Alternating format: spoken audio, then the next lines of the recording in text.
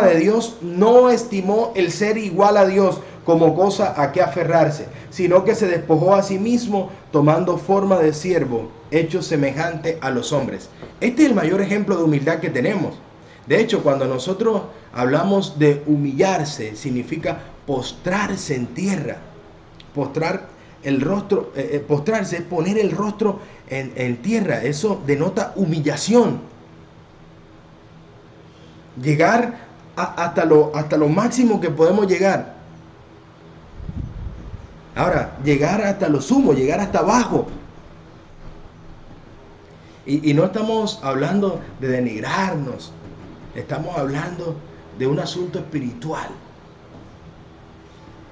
Y cuando nosotros vamos a postrarnos delante de Dios, es poner nuestra frente sobre el piso, arrodillarnos allí, postrarnos, delante de Dios con nuestro rostro en tierra en una señal de humillación completa.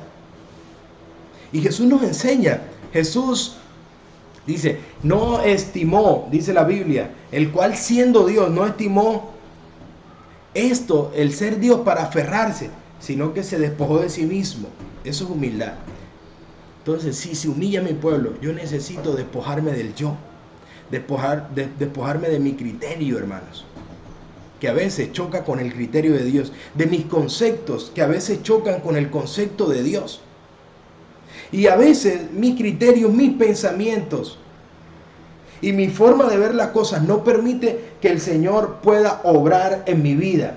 Yo tengo que permitirle que Dios obre en mi vida. Y para permitir que Dios obre en mi vida, yo tengo que despojarme.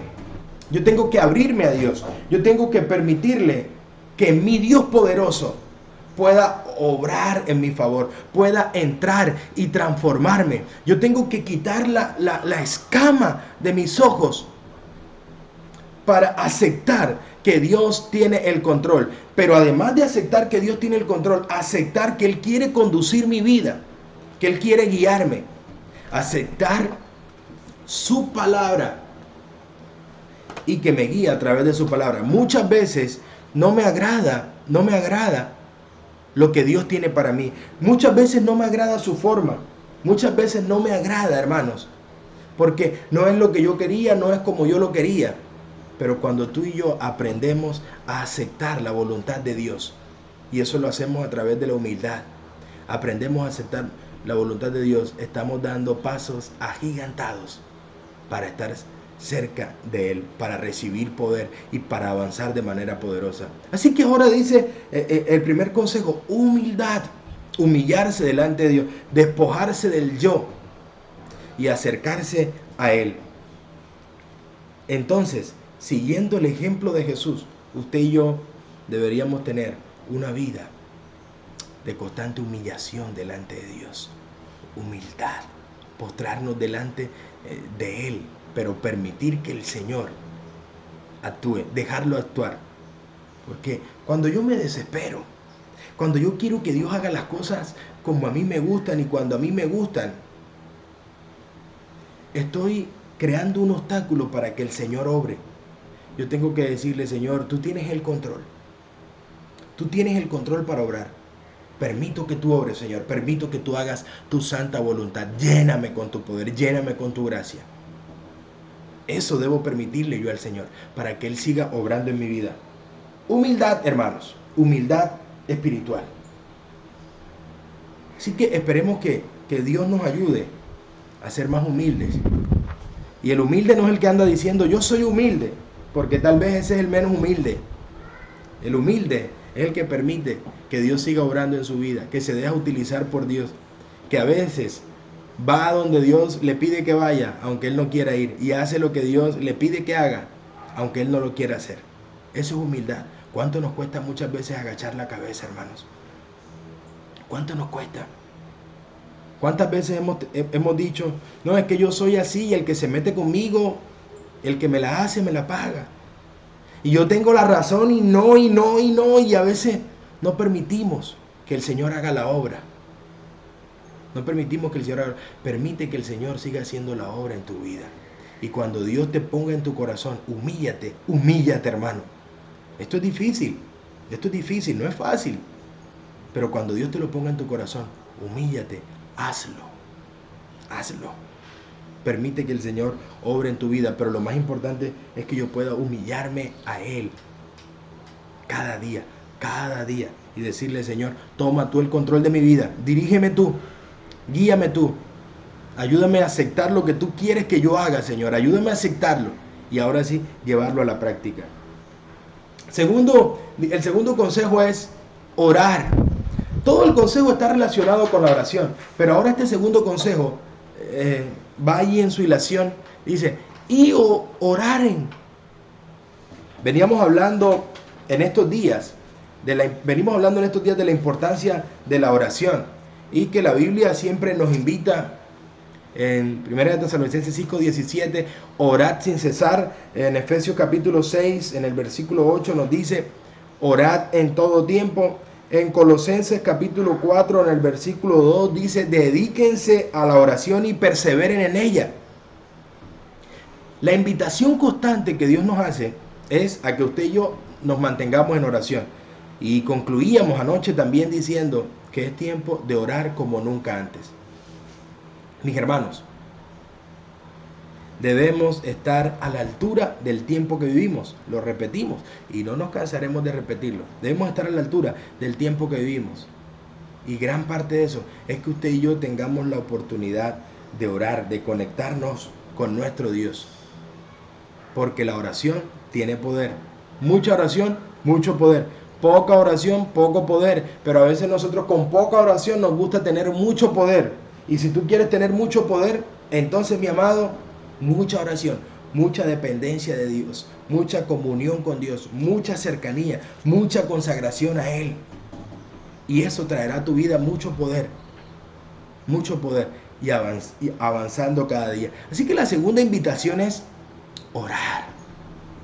Primero, humildad. Segundo, orar. Estoy hablando para tener una vida consagrada a Dios. Recibir respuesta de parte de Dios. Humildad. Oración constante en todo tiempo. Y podría preguntarte: ¿cuándo fue la última vez que oraste? Oraste de verdad, conectándote con Dios. Oración en todo tiempo. Tercer consejo, dice: todos están relacionados con la oración. Recuerden que venimos hablando de la oración. Buscar en mi rostro. Buscar en mi rostro. Yo le llamo a eso buscar la presencia de Dios. Por eso te preguntaba hace un momento: ¿cuándo fue la última vez que oraste? Saben, amados, cuando nosotros oramos, debemos buscar la presencia de Dios. Yo no debería levantarme de una oración si no he tenido un encuentro personal con Dios. Pero a veces llegamos al tiempo de esa oración mecánica y oramos porque hay que orar. Pero usted y yo debemos orar para encontrarnos con Dios. Debemos orar para tener una estrecha comunicación con Dios. Tú y yo debemos orar para estar en la presencia de Dios. Y cuando tú y yo estamos en la presencia de Dios, somos transformados. Porque en la presencia de Dios hay poder. En la presencia de Dios hay bendición. En la presencia de Dios hay respuesta. En la presencia de Dios está la lluvia del Espíritu Santo para nuestra vida. Debemos buscar la presencia de Dios. ¿Y cómo encuentro la presencia de Dios? Cuando tú y yo estamos orando y sentimos a ese Dios que está allí con nosotros, que nos está escuchando, que nos está impresionando, que está a nuestro lado, que nos llena a través de su Espíritu Santo, que yo me siento completamente lleno y respaldado por ese Dios. Estoy en su presencia. Cuando me levanto de esa oración, estoy seguro que Dios está al control y que Dios obrará. Cada vez que tú y yo estamos en la presencia de Dios, somos transformados. Y nuestra vida debe ir de transformación constante. Cada día transformados para la gloria de Dios. Así que es la invitación buscar la presencia de Dios en la oración. Miren ustedes, y yo quiero invitarlos que vayamos a Éxodo capítulo 34. Vamos a mirar Éxodo capítulo 34 en el versículo 29. Éxodo capítulo 34, en el versículo 29, dice la palabra de nuestro Dios allí: después descendió Moisés del monte Sinaí con las 2 tablas del testimonio en sus manos. Al descender del monte, la piel de su rostro resplandecía por haber estado hablando con Dios. Pero Moisés no lo sabía. Aarón y todos los hijos de Israel miraron a Moisés y al ver que la piel de su rostro resplandecía, tuvieron miedo de acercarse a él. Entonces nosotros vemos aquí algo importante. Ahí vemos dos cosas importantes. Lo primero, dice que Moisés había estado delante de Dios, o sea, Moisés había estado en la presencia de Dios, y cuando salió de la presencia de Dios, su rostro resplandecía, pero dice la Biblia, pero él no lo sabía. Allí nos regala un detalle muy interesante. Cuando tú y yo estamos en la presencia de Dios, estamos aplicando también allí la humildad, a tal punto que Moisés venía descendiendo, y Moisés no decía, estuve en la presencia de Dios, brillo porque estoy en la presencia de Dios, estoy cerca de Dios. No, es un asunto de humildad, ¿cierto? De la cual venimos hablando. Moisés no sabía. Moisés había estado tan cerca de Dios que se había despojado del yo y permitiendo que Dios obrase en él de manera poderosa. Así que cuando viene Moisés descendiendo y Aarón y los que se acercan a él lo ven que está resplandeciendo, estaba brillando literalmente porque había estado en la presencia de Dios. Cuando tú y yo estamos en la presencia de Dios, somos transformados. ¿Cuántos dicen amén por esto? Amén, ¿verdad? Cuando tú y yo estamos en la presencia de Dios, somos transformados.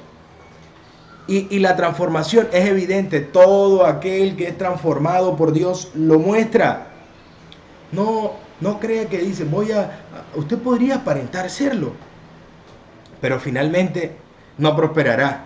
Pero cuando nosotros lo hacemos con humildad, es que esto debe ir acompañado de la verdadera consagración. Todo aquel que está consagrado al Señor tiene que practicar la humildad. Y la humildad se ve.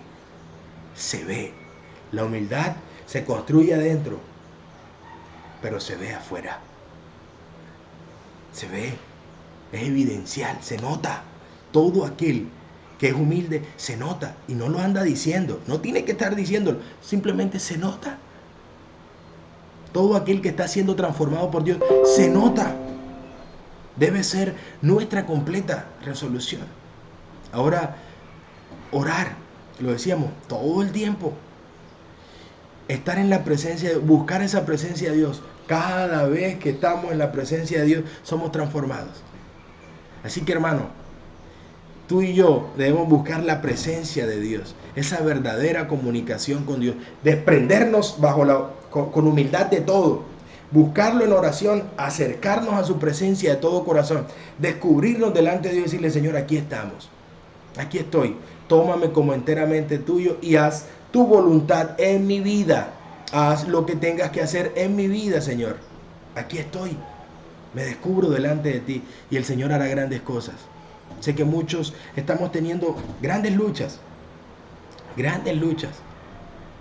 pero es tiempo de humillarnos, es tiempo de orar, es tiempo de buscar la presencia de Dios donde somos transformados por completo.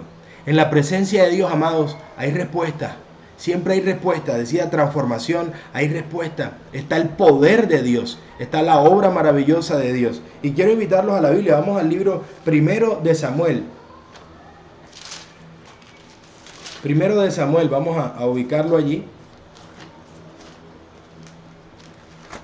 En el capítulo 1.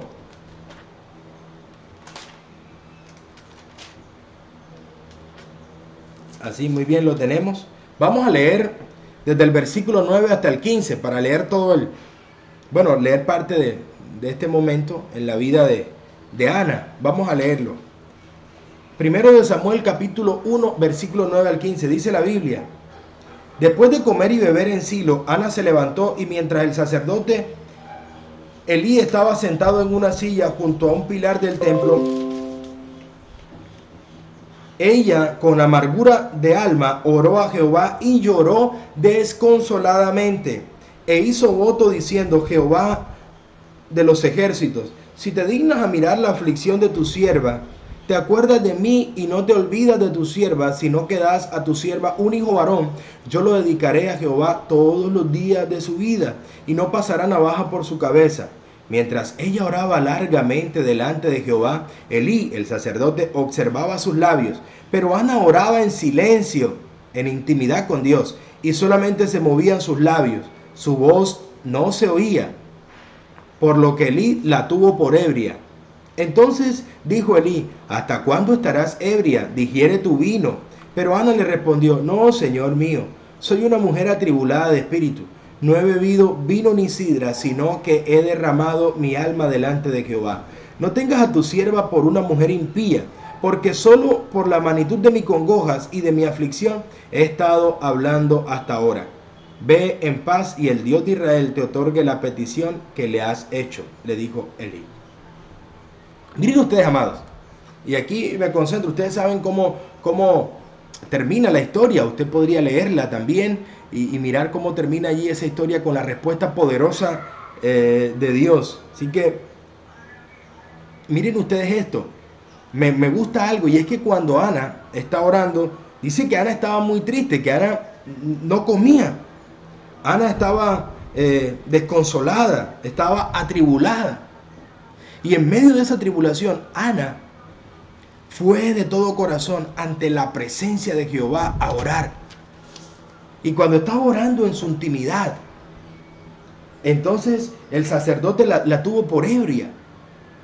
Y el sacerdote se acerca y le dice: mira, mujer, ¿hasta cuándo vas a estar borracha? Digiere tu vino. Y ella le dijo: no, señor, yo soy una mujer atribulada de espíritu, no he bebido vino ni sidra. Y ahora sí viene la palabra clave, la frase clave: no he bebido vino ni sidra, sino que he derramado mi alma ante Jehová.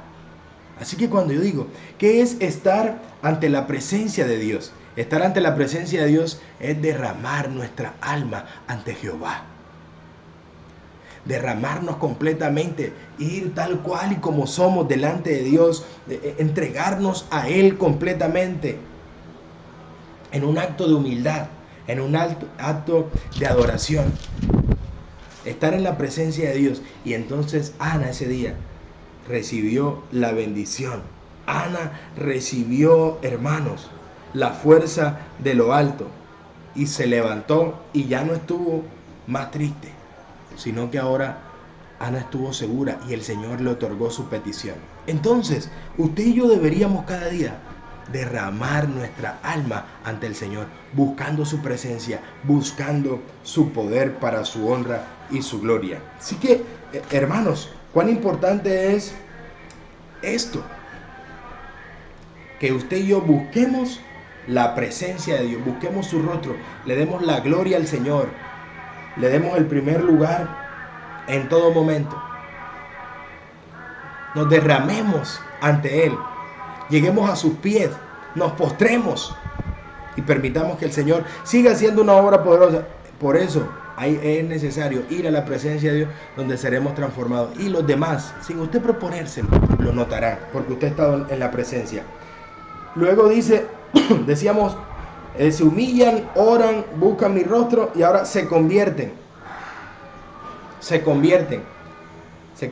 de sus malos caminos.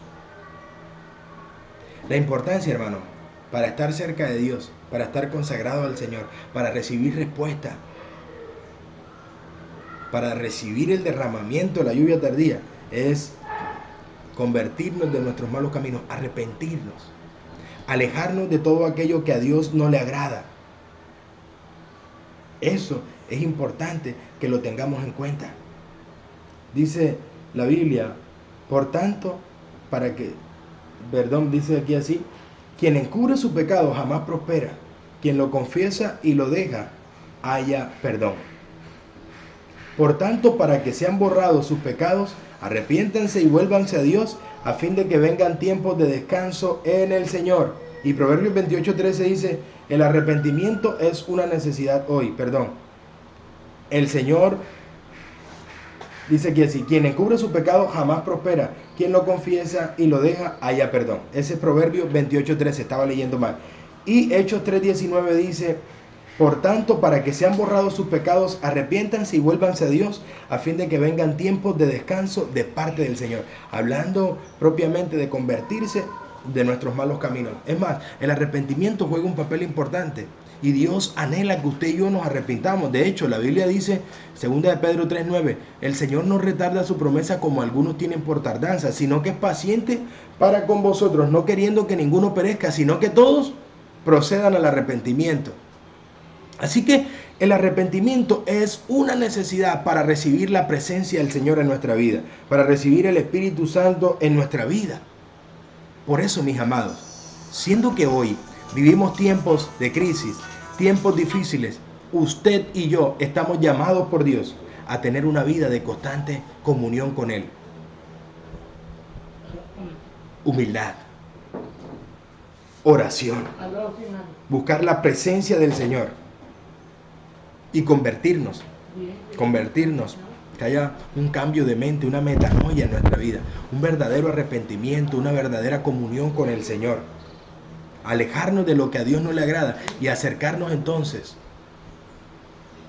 a todo aquello que glorifica el nombre de nuestro Dios. En este tiempo es cuando tú y yo deberíamos estar más cerca de Dios. Por eso hemos visto a bien compartir este tema. Tú y yo más cerca del Señor, más cerca de su presencia. No hay tiempo que perder. Anhelamos hacer parte de ese pueblo que se mantendrá de pie aún en la crisis final, pero para mantenernos de pie en la crisis final, en estos días hemos presentado los acontecimientos la semana pasada. Para mantenernos de pie en la crisis final, usted y yo debemos tener una vida de consagración al Señor, verdadera consagración. Y aquí es cuando necesitamos que los verdaderos adores, los que adoran en espíritu y en verdad, adoren a Dios, dice su palabra. Aquí es cuando tú y yo debemos adorar al Señor en espíritu y en verdad. Ya no más teoría. Ahora esa práctica de adoración, humildad en la oración constante todo el tiempo, un pensamiento de oración, buscar la presencia de Dios con su poder. Recuerden, en la presencia de Dios hay poder, en la presencia de Dios hay respuesta, en la presencia de Dios, hermanos, tenemos el refrigerio que proviene de lo alto. Y convertirnos de nuestros malos caminos. Alejémonos de todo aquello que desagrada al Señor. En este tiempo de crisis debemos estar conectados con Dios. En tiempo de crisis, Jacob pasó por un tiempo de crisis, un tiempo de angustia. Y ese tiempo de angustia de Jacob, cuando estaba siendo perseguido por su hermano Esaú, que estaba afligido, que estaba preocupado, que estaba angustiado, abatido, Jacob fue a la presencia de Dios. Y cuando fue a la presencia de Dios, dice la Biblia que Jacob luchó con el ángel de Jehová. Luchó con el ángel de Jehová. Y en Génesis capítulo 32, en el versículo, ahí está en el versículo 22. Génesis capítulo 32, en el versículo 22 en adelante. Mira el versículo 25, Génesis capítulo 32, versículo 25. Cuando el hombre vio que no podía con él, tocó el sitio del encaje de su muslo, hablando de esa contienda, y se descoyuntó el muslo de Jacob, mientras con él luchaba. Y dijo, déjame porque raya el alba. Y Jacob le respondió, no te soltaré si no me bendices. ¿Y cuál es tu nombre?, le preguntó el hombre. Jacob, respondió él.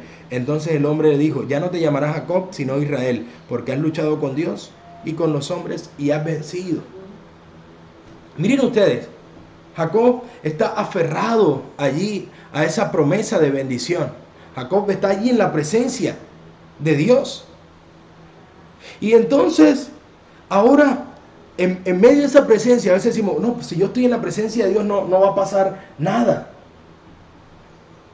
Dice, aún en ese momento, usted y yo, que estamos viviendo momentos de crisis y que vamos a seguir viviendo momentos de crisis, vendrán momentos más difíciles. Tú y yo, que estamos viendo, encontraremos obstáculos. Y eso, y la misma crisis, el mismo momento puede ser un obstáculo para acercarnos a Dios. Vamos a encontrar, Jacob tenía el sitio descoyuntado, su muslo, en el encaje.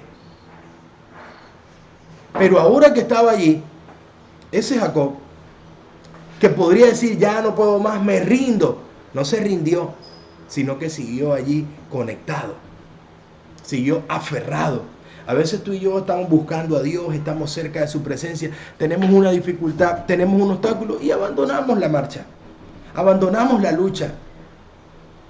No abandonemos la lucha, hermanos. Sigamos aferrados al Señor, que ahí en el momento más difícil, tal vez para nosotros, el Señor estará allí siempre. Eso sí, es constante. El Señor estará allí y nos dará la victoria. No soltemos y decir, Señor, no te voy a soltar aunque no me digas que tengo problemas, que tengo dificultades, que estoy en crisis, que estoy en una situación difícil, que no sé qué hacer, que estoy angustiado. Señor, no te soltaré hasta que no me bendigas. Porque en la presencia de Dios hay bendición, y en la bendición de Dios, hermanos, hay salida, hay gozo y hay paz. Debemos tenerlo en cuenta. Y otro ejemplo de la oración en tiempo de crisis nos lo regala Jesús en el Getsemaní, y con este ejemplo vamos cerrando la reflexión de esta mañana. Mateo capítulo 26, a partir del versículo 36.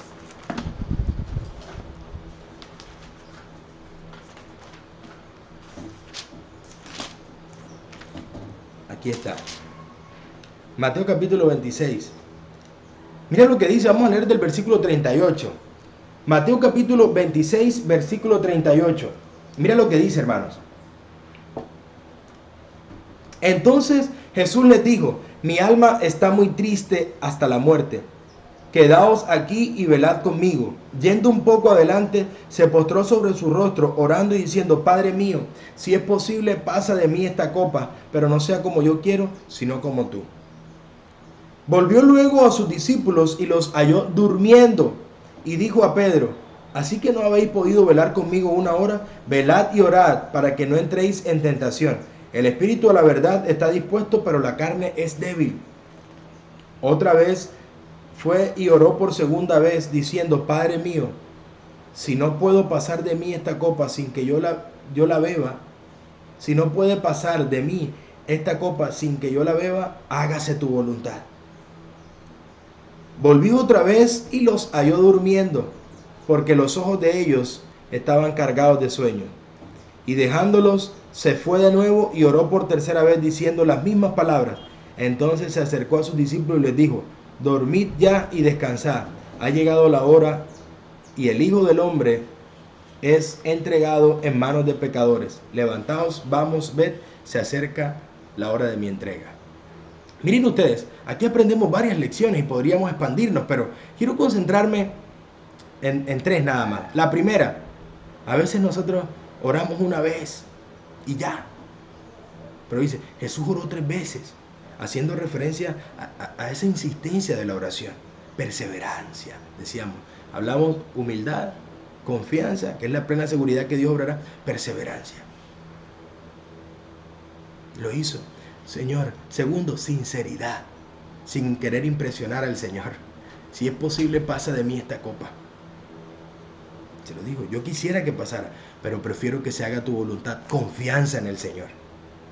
Confianza en que lo que Dios haga será lo mejor para nuestra vida. Y lo tercero que aprendemos aquí, es que en el tiempo de crisis usted y yo no podemos dormir, debemos mantenernos despiertos. Y estamos en tiempos de crisis, hermanos. Estamos en tiempos difíciles. Y vendrán más. Se acerca el tiempo del fin, cuando tú y yo tenemos que levantarnos como nunca antes. Por eso ahora es el tiempo de estar despiertos. Velad pues, para que no entréis en tentación. Es el consejo de Jesús a sus discípulos. Velad pues, para que no te duermas ahora cuando tienes que estar despierto. Que nuestra vida de oración pueda crecer cada día, y que usted y yo estemos conectados con el Señor. Y dice la Biblia, entonces yo oiré desde los cielos, en respuesta a la petición de Salomón, perdonaré sus pecados, sanaré su tierra. Ahora están atentos mis oídos y mis ojos a la oración. Así que mis hermanos, que Dios nos pueda bendecir, que Dios nos pueda ayudar, y que este sea un momento de reflexión para decir, ¿cómo está mi vida de oración y de comunión con Dios? Y con base a esto, usted y yo sigamos avanzando, sigamos creyendo en ese Dios poderoso, pero sobre todo, sigamos acercándonos como nunca antes. Recuerda, mucha oración, mucho poder. Poca oración, poco poder. Pero como queremos mucho poder, consagrémonos al Señor. Y así como se cumplió en el Pentecostés, La palabra de Dios se cumplirá para este tiempo y el Espíritu Santo será derramado sobre aquellos que estén totalmente convertidos y consagrados al Señor. Y recibiréis poder cuando haya venido sobre vosotros el Espíritu Santo y me seréis testigos. En ese texto para el Pentecostés, que era el derramamiento pues de la lluvia temprana, se levantaron y predicaron. Hoy recibiremos poder porque la lluvia tardía llegará a nuestra vida, a todos aquellos que estén verdaderamente consagrados al Señor. Una vida de cercanía y de dependencia a Dios. Si usted quiere sentir y avanzar de acuerdo a la voluntad de Dios, este es el momento, hermanos. No hay tiempo que perder. Dios te bendiga, Dios te guarde.